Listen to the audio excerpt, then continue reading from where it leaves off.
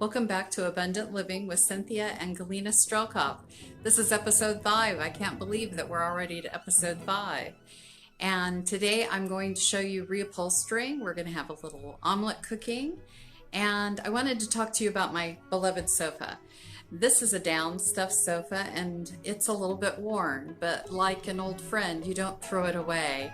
And that's why we're going to reupholster it. I found some wonderful fabric at Walmart that I topped my drapes off with to lengthen them. And I love it so much, this paisley, that I'm going to use it across the sofa also and on the sides. So I hope you enjoy the show. And don't forget that we're going to be giving away the Boo Pillow to one of our lucky subscribers on October 31st. I recently made some curtains for the inn, and they had this wonderful rich paisley fabric at the top of them, and I thought, wouldn't it be neat to just kind of refresh this love seat where the back is exposed to people all of the time, and the side with the same fabric. I just love this paisley. And so what I've done is I've secured it all with just pins along here, and I'm going to start at this top corner, and I've got my very neat curved upholstery needle, which is a must for something like this. And I'm going to take the first pin out and kind of hide my knot in here behind it.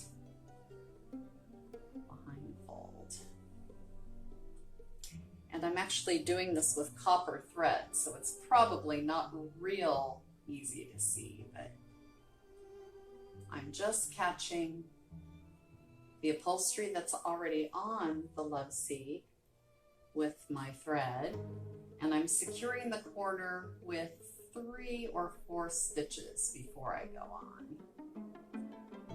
Just a real good idea. Corners take a lot of stress in upholstering. And I stretch this fabric much like you would stretch canvas if you have ever stretched canvas. You don't want wrinkles in it or puffs. And then I left it pinned for 24 hours before I began sewing, so that if there was anything loose, I could go ahead and take it up. It's the same thing when you're sewing in pleats on skirts and jackets. You leave them tacked for even months before you decide to wear the garment. You want them secure and lovely. And I'm just going on, and I make my stitches about a 1/2 inch apart across the top.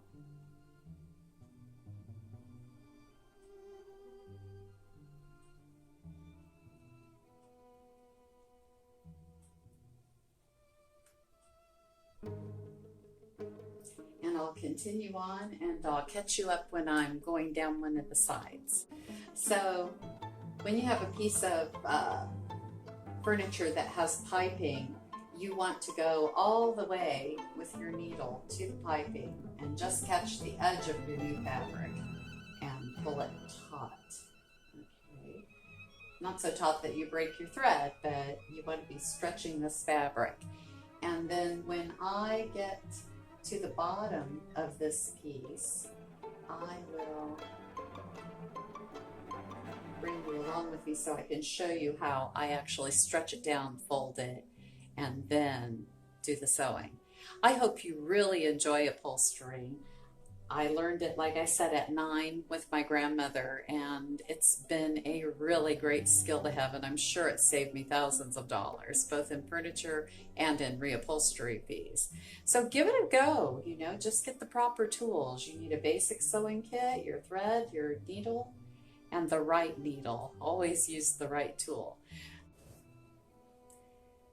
So I've taken that bulge out and I've repinned, and I've been sewing right along. You can see how smooth it is. And I'll finish up and give you a last picture. Thank you for joining us, and don't forget to like and subscribe.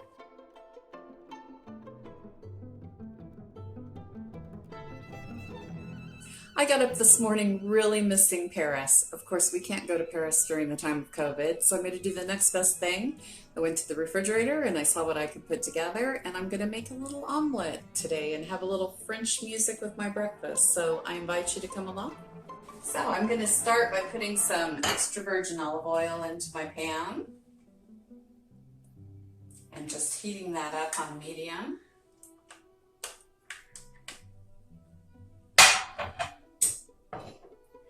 Going to break 2 eggs into my mixing bowl.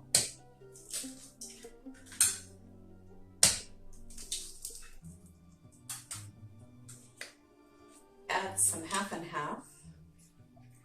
Usually I would just add milk, but I'm out, and in the time of COVID, we just make do with what we have, right? And some parsley flakes.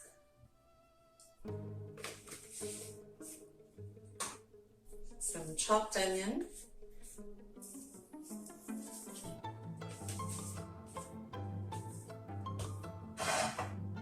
And I'm going to whisk those all together.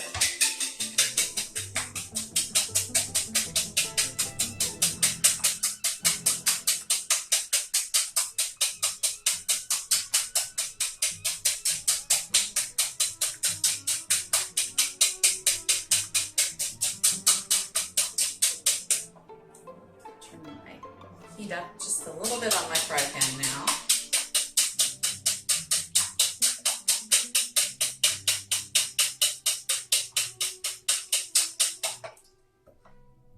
Swish the oil around, make sure all the surface of my fry pan is covered, and pour it in.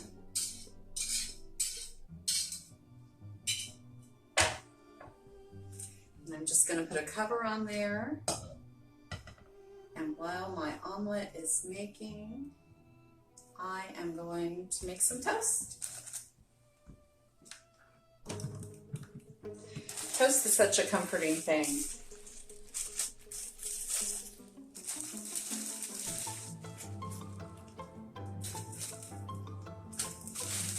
we'll pop that in.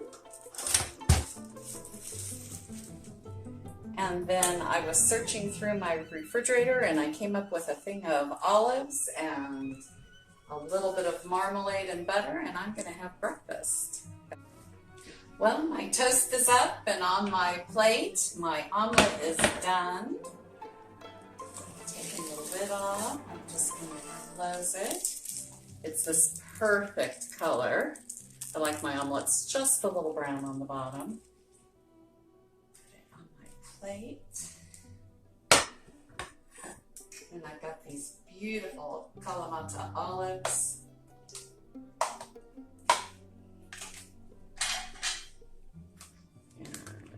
Spin some of those right onto my plate. And voila, bon appetit. Just if you're missing anything, give yourself the freedom to do it today. Play a little music, take it easier on yourself. And I'm going to post one of my favorite YouTube links to music.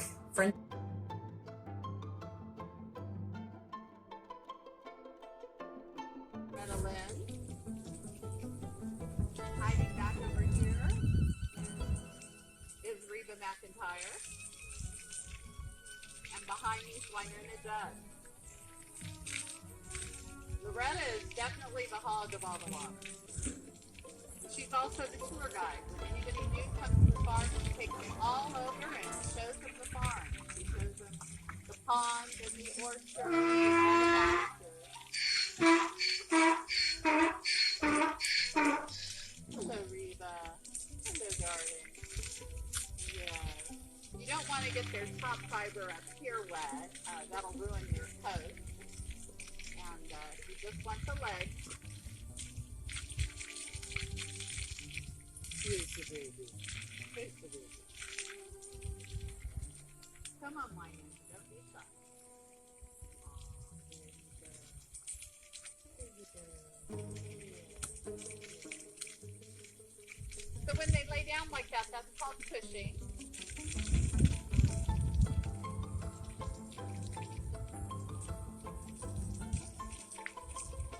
Okay.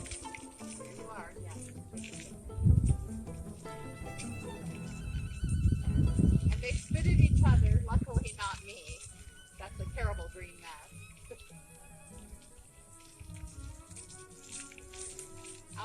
are camel legs.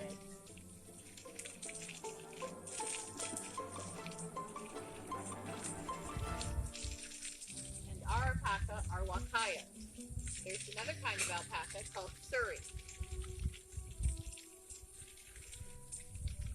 And they just will lay in the mud with their legs. I just got splashed. And they're fighting. Thanks for joining us again on this little farm tour. Hi, today I've decided I wanted to dye some linen and cotton yarn, a darker color. I'm making a little lace shawl, and I just wanted to make it more interesting. I don't like knitting with just beige, I get bored easily.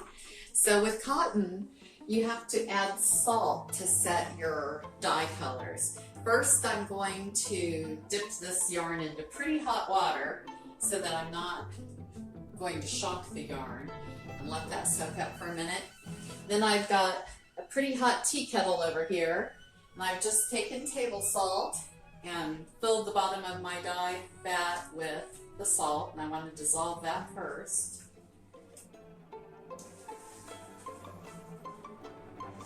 And then I'm going to take Rit dye, and I've got royal blue, nice color.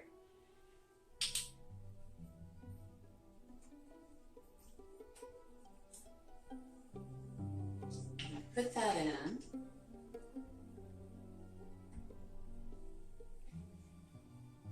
I'm going to take my soaked warm yarn now.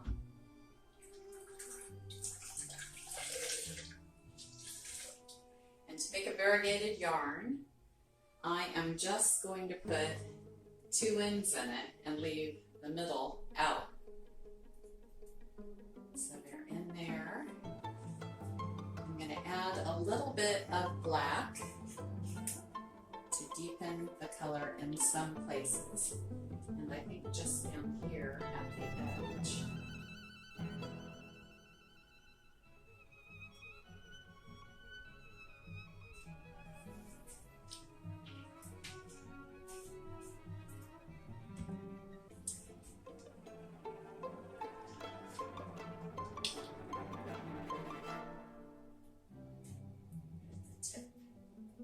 Some concentrated glue. So I'm going to let this sit for about a half an hour, and then I'm going to rinse it, and I will show you how it turns out.